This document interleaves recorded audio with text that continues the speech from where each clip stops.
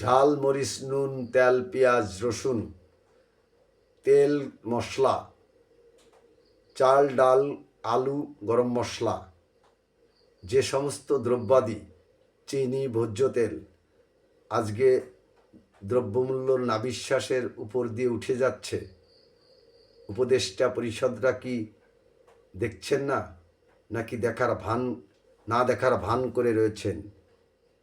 যদি এটা না দেখার ভান করে থাকেন, নাকি ধরে নেব আপনাদের এই চাহিদাগুলো অদৃশ্য কারণে পূরণ হচ্ছে বলে আপনারা আমজনতার কথা চিন্তা করছেন না, নাকি ধরে নেব আপনারা শেখ হাসিনা সরকারের মতো জনগণকে তুচ্ছ তাচ্ছিল্য করা শুরু করেছেন, মানুষকে উপহাস করা ধরেছেন, নাকি আপনাদের দাম্ভিকতা বেড়ে গিয়েছে?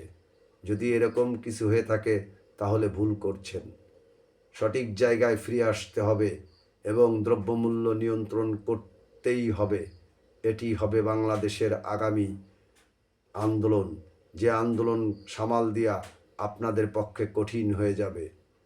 তাই যৌক্তিক সময়ে দ্রব্যমূল্য নিয়ন্ত্রণ করে যৌক্তিক সময় নির্বাচন দিয়ে সসম্মানে যে সমস্ত উপদেষ্টারা যার যার কর্মস্থলে ফিরে যাবেন এই আশা ব্যক্ত করে আজকে আমি আমার ভিডিও থেকে বিদায় নিচ্ছি। আল্লাহ হাফেজ।